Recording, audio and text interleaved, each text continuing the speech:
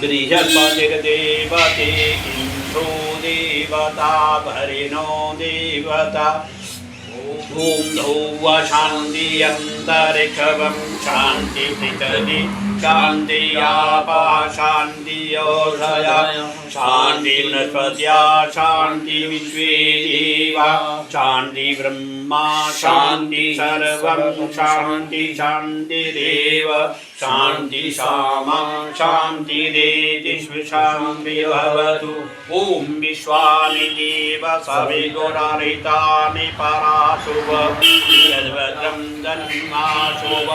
इमा रुद्राय कवचे कपर्दिने किन्दुराय प्रवरामहीमहि यथा शंसति परे चतुष्पदे विश्वं पुष्पं ग्रामे तस्मिन् नातुरन्न ॐ एतं देवयज्ञं बृहस्पति ब्रह्मणे तेन यज्ञममतेन यज्ञपतितेन मावव मनो ज्योतिर्जुषामायस्य बृहस्पति यज्ञमं तनोतरिष्णं यज्ञमं समिमं ददातु विश्वे देवा सदियमादयन्ता ॐ हि प्रतिष्ठाना यज्ञो यत्रैतेन यज्ञेन यन्ते सर्वे प्रतिष्ठितं भवतु।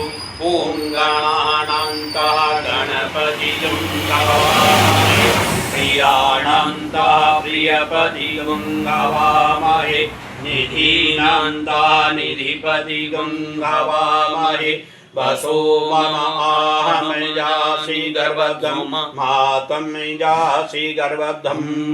नमो गणेभ्यो गणपतिवेश्यो नमो नमां व्रातेभ्यो व्रतस्पतिवेश्यो नमो नमः घृतसेभ्यो घृतस्पतिवेश्यो नमो नमः विरूपेभ्यो विश्वरूपेभ्यो नमो नमः। ॐ मगशैकदन्तस्य प्रमिदुर्वजनराः लम्बोदरस्य विघ्नो विघ्नाशो विनायकः